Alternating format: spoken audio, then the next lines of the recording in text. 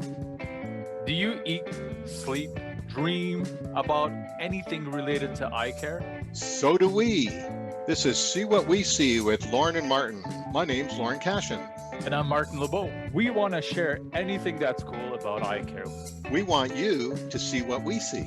So sit back and enjoy. Well, hello everybody. Welcome to See What We See with Lorne and Martin. Hi Lorne, how you doing? I'm doing fine, Martin. How about you?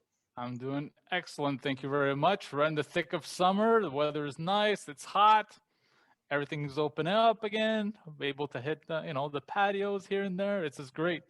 Hopefully you're enjoying your summer so far. Yeah, it's I don't know if it's seeming to be normal or there's a new normal for me. I'm starting to go out a little bit and I feel I'm opening up like crazy, but it's still going on out there, but people are going out and enjoying. You can see the crowds out there and not quite social distancing as much. But I believe that people are still spending a lot of time indoors. This is a great segue into what we're going to talk about. People are spending a lot of time indoors still on their digital devices and on their computers. And so you've noticed something with your practice with people coming in. Absolutely. Well, before we get started, I just want to let everybody know that today's podcast is sponsored by Essilor Canada. So thank you very much to Essilor to sponsor our podcast today. But yeah, I wanted to talk to you about this for a little while, actually. It's something I've noticed in my practice, and I'm sure you've noticed the same thing. I seem to have more and more patients between the age of 35 and 40 years old coming in a prescription in the store with actually an ad power, even as little as plus 0.75. It's something I'm noticing happening more and more. Have you noticed that at all, Lon? Yeah, I actually have. And and to add to what you just said, Martin, not only are people coming with these prescriptions with these low ad powers that we never saw years ago, we're having people come in talking about eye strain, which opens up a whole other kettle of fish for other types of lenses, which we can talk about later on with our guest. So it's not just a prescribed ad power, but the new lenses that are coming out, we can help people to relieve some of that stress, even at a younger age. Absolutely. And really, at the end of the day, you and I know this, it's all about visual comfort. So how about this? How about you introduce our speaker for today, and then we'll go from there. Great, Martin. Thank you. So I'd like to introduce to our listeners today, Don Ross from Essilor Canada. Welcome, Don. Can you tell us a little bit about yourself? Thank you. Well, I work for Essilor Canada, as you said. I'm a training and development consultant, and I'm part of this group within Essilor Canada called Essilor Academy. And our group is involved in a lot of the training, the external training of our ECPs internally with some of our own teams in terms of our sales teams with our national sales meetings. And so, this is what I do. I spend a lot of time doing webinars and a lot of the industry events. I get to do a lot of speaking at those. So it's a lot of fun for me. Hi, Don. Thanks for coming on. It's nice talking to you today. Maybe we can start slowly. And can you explain what presbyopia is for our non-eye care professional listeners out there? Absolutely. So just to simplify it, really the definition is it's an irreversible loss of accommodation. It's really a symptom of presbyopia is blurred near vision, not being able to see close up. And really it's a process that starts at 45, this degenerative process, and it stabilizes at 65. And for a lot of people, that sort of that vision is, we kind of reference it at 40 centimeters for a long time because that's what we read books and newspapers at, right? So, and this accommodation, it can be developed until the age of 45. And that's when we started to see this loss of the ability to see up close. And presbyopia, meaning that you have presbyopia, doesn't mean you're old anymore, right? I mean, before we used to think about bifocal with the line, we thought about old people, but really it's still young professionals that have presbyopia nowadays. Am I wrong? Yeah, it's quite amazing. No, you're not. An interesting thing is it's the mindset that we have in our industry is that you're right, is that the presbyope is 50s and they're Gen X and they're boomers now. But really, because I did some interviews on a side project to some sort of little a study within our customer base and talking to them about their business and their customers, and they kept there's a couple of them kept referencing 50-year-olds and Gen Xers as their presbyopes. But really, Essilor Global Marketing in 2018 did a little bit of a quantitative study of 10,000, close to 10,000 wearers and non-wearers between 30 and 65. And we asked these people to rate their vision quality at far, close, close up, and very close, with eye correction, without eye correction. And what we found is that based on this research, that we observed a decrease of near vision quality without correction starting now at 37 and a half years old. So there's this decrease in vision at this close-up vision with these are millennials. If we think about it, these are people born in the 80s. I can corroborate that with this statement because I myself, I'm 40 now, and I've been wearing progressive for the past 3 years. I mean, I'm on a computer all day. I work with tiny little screws, little pieces. I need visual comfort. So definitely I can understand everything from that study. So, yeah. You know, Martin, you just mentioned you wear progressives, which we know are like a bifocal modern day, that aren't just bi, which means two. It's a multifocal, so it gives you vision from distance all the way through intermediate to reading, right? So, Don, do you have any stats for us or whatever? Because I know a lot of people jump into just reading glasses right away. And is that really the first route to go with, like I said, we work at so many distances now? That's a great point. You know, presbyopia, this condition, just at 45 plus already, it's the main refraction error in Canada. It's touching 44% of the population. And that's just due to the aging population. People are getting older. Now, but despite this, only 35% of Canadians and just the 45 plus are corrected with progressives. And that's what we're seeing right now. So, and one of the main explanations is that in Canada, we're kind of over-indexed, means that a lot of people are just ending up getting those readers right away. And I can tell you a quick little story. I was on an airplane about a year and a half, 2 years ago, of course, pre-COVID. I was on an airplane, I sat down, and this gentleman sat in the next row across from me with his partner, his wife, and he was struggling with a bunch of things in front of him, the screen, and he kind of harumphed a few times. And of course, I was listening. I'm a bit nosy. And he said, you know, I need to get some glasses. And she said, well, why don't you go to get your eye exam? He says, well, I don't know. I just want to do this and this. And she goes, well, how about some readers? And I interrupted. I said, can I ask you a question? I said, why haven't you got your eyes examined? Why aren't you wearing a pair of progressive lenses? He says, I just need it to be easy.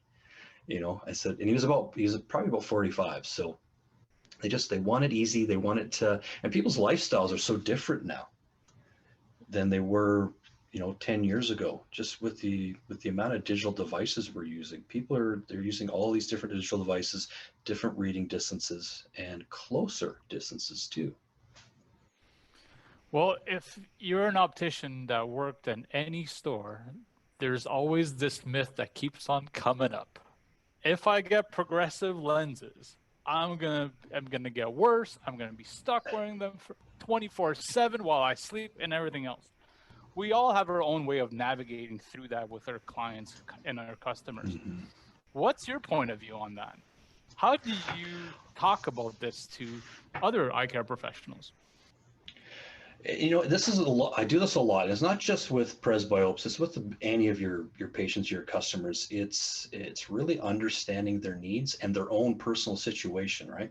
It's that habit of asking questions, asking more questions, asking open-ended questions, and not always jumping to the solution right away. It's understanding, based on their situation and their challenges, what would it look like for this person to have the best vision in all areas of their life. And by asking these questions, so there's a really cool little simple guide and these principles to help anyone, but really new presbyopes, make an informed choice.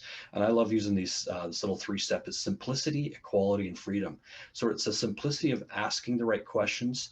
And presbyopia is an age-related change, but it doesn't mean that people are old. So don't make a big thing about it. And then the equality is not assuming people won't be interested in progressive lenses if you're introducing it to them. Assume that they want to hear about the best options. And I'm not always saying the best that there is out there, the best options for them. And then when it gets to that freedom, that gets to your point, Martin, about if they get a pair of progressives, there's that assumption that their eyes are going to keep getting worse because of the progressives. and really we have to sort of dispel this myth right away, is that it's about freedom. It's about the freedom of, it's not constraints, is that they can wear these anytime they want. And that with progressives, they don't have to keep taking them off and on or swapping between different pairs, right? It's about helping them have a better lifestyle. I like that. And just for a private conversation we were having before we started recording, yeah, you said a sentence that actually just hit me, and I thought I really, really liked it. You said, solve the challenge according to the situation and not according to what just it says on the piece of paper in front of you. That Right. was great, and I thought I'd make sure we put that in there. Yeah, So I love that too. Yeah, solve the challenges related to the situation, not just what's on the piece of paper, or rather, or the age, and making that point of not referencing their age. You don't need to tell them that they're getting older and that's why they need to wear progressives. It's that, you know what, that the situations that they're in their life now and the way that we're working, and is that that there is the need for better solutions. People don't want to get old. You know, they don't want to talk about age. And as you're saying, it's not just an age thing, which brings up the other thing is that you don't have to be in your 40s to need a little help in the reading area. It's just because of all the close work we're doing now. You know, it used to be when we took a break from working up close on their computers and that, you'd go and look outside, you go for a walk, you do something. So what do people do now when they take a break? Whether it's people working or going to school, we take a break, we pick up our cell phone or whatever, our digital device, and we're doing more close work. So in, you know, and I know it's your interview here, but when Martin brought up that thing about getting, you know, addicted to a progressive or making things worse, actually the science says the more help we give our eyes when it comes to reading, our eyeball might maintain its original shape and not become more short-sighted, which is a topic we can have another day about myopia and the creeping myopia epidemic. So Exactly. so maybe you can tell us a little bit about other options, because we just said progressives, but if you're, you know, a millennial or at any age, you know, whether you're in your 20s or 30s and you're having some strain and you know, you're sitting there with the close work all day, there's new options in the last number of years. Maybe you can tell us a little about them. Oh, absolutely. Because, you know, a lot of us as manufacturers are really coming up with solutions, you know, really great solutions, and a large array of solutions. So on the one hand, we have progressives, and we're looking at, really as a company, we're looking at progressive wearers as being younger. So we're actually offering them, you know, lower ad power progressives now with really good pricing, like a 75 ad or a 1 ad or a 150 or 125 ad, to get people into progressives quicker because it's an easier adaptation. There's kind of a thing, and I'll talk about another option here in a minute, but people don't adapt to things, they actually learn to use things. So we always say you're going to adapt to a pair of progressives, you're actually going to learn to use them too. But another option really is sort of, we used to call anti-fatigue lenses. We don't call them anti-fatigue as much anymore, as they're single vision lenses with a bit of a power boost. We have our iZen range, which has a really good option for somebody with that, you know, the need for help with their accommodative relief. There was a study years ago from the Paris Vision Institute that said that after 20 minutes of staring at a device, and because of the device usage now, we're not reading white page books as much. And a white page book, we'd read at 40 centimeters away from our eyes. Whereas our devices, Lorne, you've referenced this just a few seconds ago, is that these devices that we're going to now are usually about 33.8 centimeters on average from our eyes. So that's a closer distance than we're used to.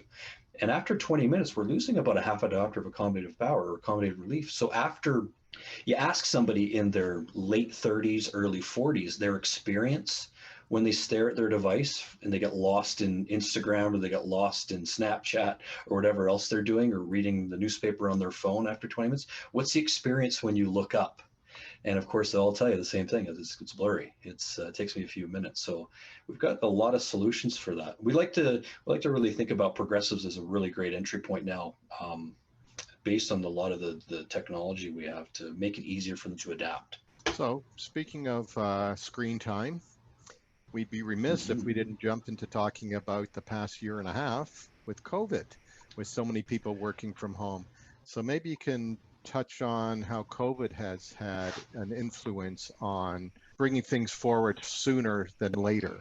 Yeah, you know, it's quite, and that's an amazing, and we can all, a lot of us can relate to some of the stuff I'll talk about. Is that going from myself, even myself, the way I used to work is I did work from home, but I also traveled a lot for work. So a lot of my time was spent on airplanes and in offices and hotels and on stages and in with clients and ECPs. But you know, so many people were working from home, and with there was a November 2020 article from HR, a Human Resource magazine, that 3/4 of remote workers, that people were forced to work from home. They were forced to work from home, and their homes weren't designed for work. Really, they weren't. They were designed for living. And they didn't have ergonomic setups. 72% said they didn't have an ergonomic setup. And the same article, and it was referenced by Robert Half, our human resources specialist, they conducted a survey and found that more than 55% of remote workers during the COVID pandemic period in 2020 said they've been working on weekends, and 34% said they're working more than 8 hours a day. So they're working in these environments that weren't designed for work. They're using multiple devices. They're, you know, the things that your office was set up to do, and now they're doing it from home. A lot of them adapted, and their environments were adapted. There's a Furniture Today study that indicated that 77% of people working remotely because of COVID planned on making their new office furniture purchase within the following 3 months. So people changed, they adapted their situation. But what I wanted to question is, did we as eye care professionals in our industry, did we really reach out to these people and say, we also have solutions for them? And in terms of their vision care needs to help with these situations. So if you have these people who are myopes and hyperopes who maybe did need this accommodative relief based on their working conditions, were these solved? Because another study said that 500 people that were studied were asked about their working from home, their well-being. It was a well-being study. Said they had new aches and pains, neck pain, shoulder pain, and back pain. And I think a lot of this can be related, not just their ergonomic situation with their office equipment, but also their vision solutions too. So we've got some great products out there that can really help with this. You mentioned learning how to use something as opposed to adaptation. And I really like that, because as a dispensing optician for so many years, we think of some of the silly things we say to patients, like they'll put it on, and they'll say, I'm having trouble. And you'll say, you'll get used to that. What, I'll get used to not seeing? Is that what you're telling me? That's right. No, adaptation. So I like that you mentioned that we learn to use them instead of adaptation, because I think we overuse adaptation a lot, especially with all these really fancy digital lens designs today that people do see differently with them. And their brain has been getting an image from a certain way from basic lenses, and here into these very high-tech lenses that once you, I don't know what word to use, adapt to them, you will realize that your vision is so much more superior than to very basic lenses, which even comes back down to when you mentioned ready-made readers at the beginning of the discussion, saying in Canada, a lot of people are wearing ready-made, we call them drugstore readers, I guess. And like, why are people doing that? Is it the doctor saying, you don't need prescription, you just have to go to the drugstore and pick up readers? Now, they may see, but how well do they see? And whereas opticians, we should be helping people see the best they can, not just help them see, basically, right? And you mentioned about adaptation there. Just one more thing from my own practice. We used to say the terrible twos, because if you wait till you need a +2 ad or a 225 ad to when you finally get into a progressive, because maybe you were short-sighted and just taking your glasses off, they're just that much tougher to learn how to use or adapt to them. So I know one of my opticians used to always call it the terrible twos, and we should avoid them by getting into it a little easier. And the stuff you've been talking about actually says, hey, get into it for convenience, not just adaptation. Well, it's like in that analogy, there's an analogy about learning to use technology versus adapting is a smartphone. When we get new smartphones, we don't adapt to that new smartphone. We learn how to use it, and we learned how to use them from the beginning, right? We didn't just adapt to the way they work. We take our time to learn everything. And it's the same with lenses too. And what patients are really expecting from their lenses, they want to be able to read easily. They want to be able to see all things around them clearly, and they want to be able to switch between computers and papers. And of course, 50% said they want to feel efficient during their activity. So I think there's such an opportunity to introduce the new technologies in different ways than we've been doing traditionally in the past that we keep teaching each other how to do. And just to touch on that, you use the word expecting or expectation. I mean, people don't come in your store just for you. They don't expect you just to give them a pair of glasses anymore. There's so much more that clients are expecting from ECPs. Oh, I mean, absolutely. especially with the new technology, you need to bring your learning or your education on these types of lenses much higher than what it was before, when we had one model basically to fit for multifocal lenses. So maybe you can, add to this a little bit. What are the expectations now? Yeah, and it's the expectation, especially with this group. I'm going to talk about the young presbyopes again. So this millennial group in late 30s, early 40s, a really interesting group in the sense that they really want things that are personalized to their needs, what they tell their ECP about themselves, and they know technology is changing fast. So they want their eye care professional to keep up with the latest technology solutions so that they're happy with results. They want to be offered the latest technology. And what they also, this is a huge thing, they want their ECP to confirm that they made the right purchase decision, that this was the best for them, not the best in everything that's available, but the best for them according to their express needs. When those questions are asked, when there's really great open-ended questions, I went to this at the beginning and go back to it because I go back to it all the time because that's one of my favorite things, is asking all the questions to really get these and then offering the best solutions for them.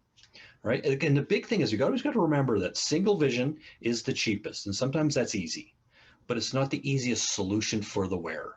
I like that. And it explains it in such a simple words that you're right. It's not necessarily the best for their situation.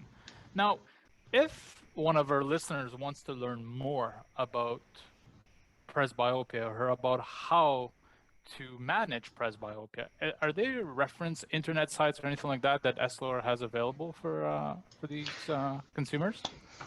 Yeah, there is. You know what? Even I'm just going to talk about our Essilor.ca website is probably one of the best resources right now. For the longest time, it was very industry related, our website, but we've done a redesign in the last few years to make it very consumer friendly, and it's really designed for the consumer to understand, to get their best lives, to enjoy their lives, is having the best vision. So to really understand presbyopia and understand the solutions that are available to them and what that looks like and what they're going to experience. And this is something we always tell our eye care professional friends, is that really you want to help them, your patients, your customers, your consumers, understand what the solutions are, that their progressive lenses and any solution is going to make their life easier and simpler. It's going to give them their better lives in all situations. So going to Essilor.ca, there's a lot of really great resources there that they can look at, consumers and eye care professionals as well. So again, the website is Essilor.ca, correct? That's correct. Yeah. Excellent. Thank you, Don. Yeah, that's great because people have so many choices today, and I think educating them as to their options, choices, and even what you're telling us today, the way you approach it, the words you use.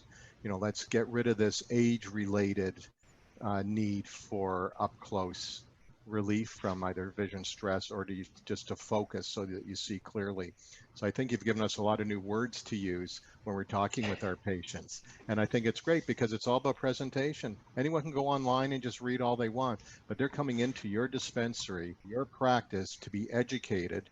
And you won't be doing your job if you don't give people an education as to the best, again, as you said, not necessarily the most expensive, but the best devices, the best advice that you can give. Because people don't come into our practices to say, give me the cheapest. They're coming to you, they trust you, and they want you to tell them what is the best, right?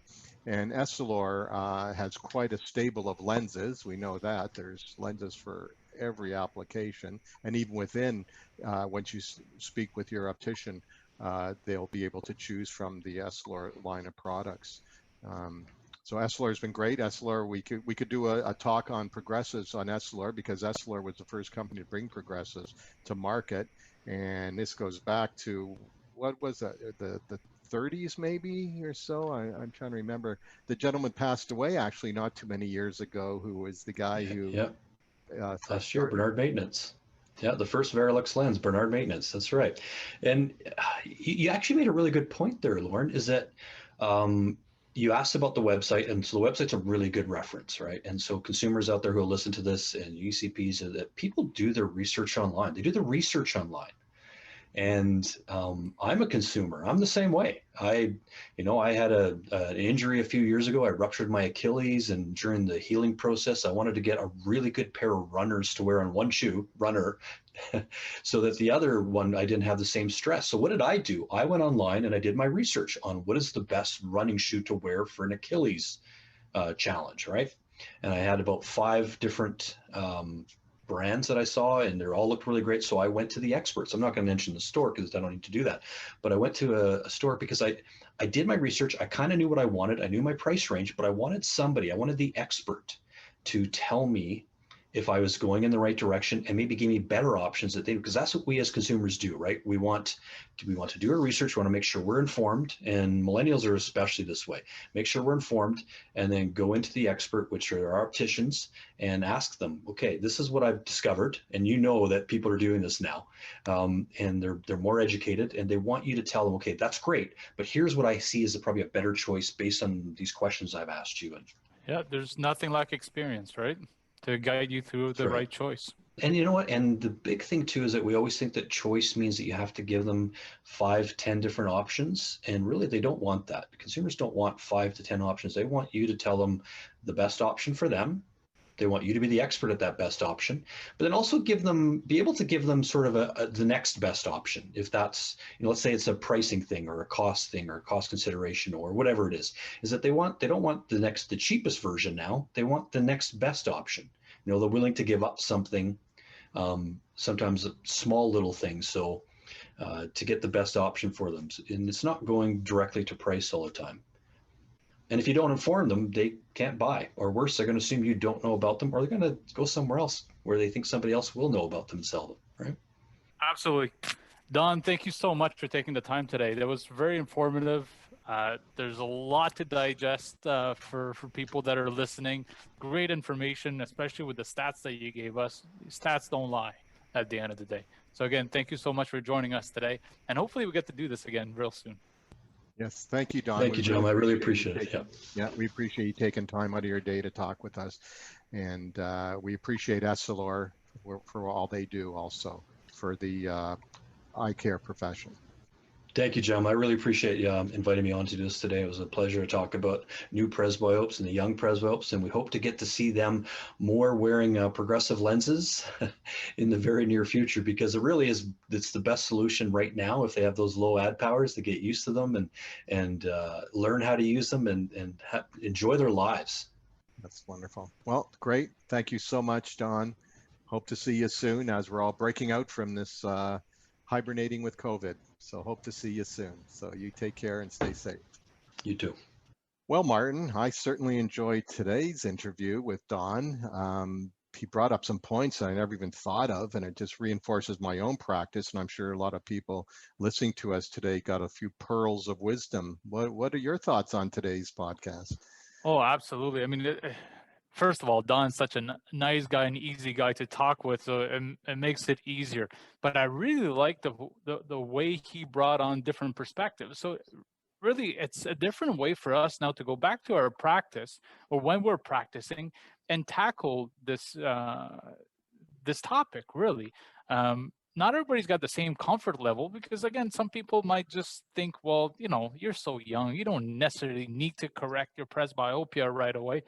But really, with the numbers and the stats that he gave us, we're seeing this is, I don't want to say concerning, but it's definitely something that's coming up more and more. Yeah, I think it also shows and reminds us that we shouldn't make decisions for our patients. They come in with a problem or a concern, and we should be presenting them with all the available options without overwhelming them, but to give them all the options that are available. And let's not make decisions for people. Let's not get these predetermined ideas in our mind as to what they need. Just because they need a simple reader, we shouldn't be just giving them readers. We should talk about what they do and draw out from them what they do through their day, whether at work, at home.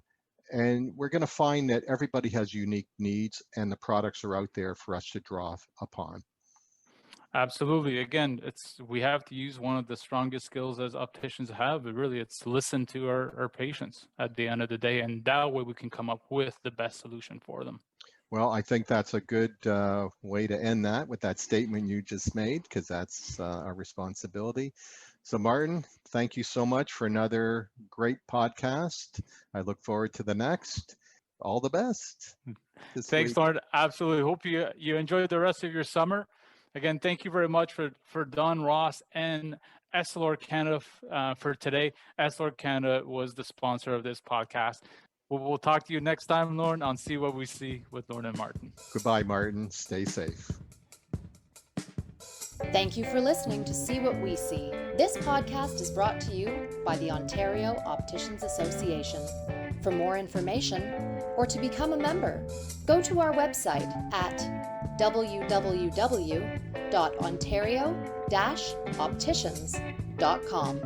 For all the latest updates, follow us on Instagram and Facebook at Ontario Opticians Association, on Twitter, OOA_frontline, and on LinkedIn, Ontario-Opticians-Association.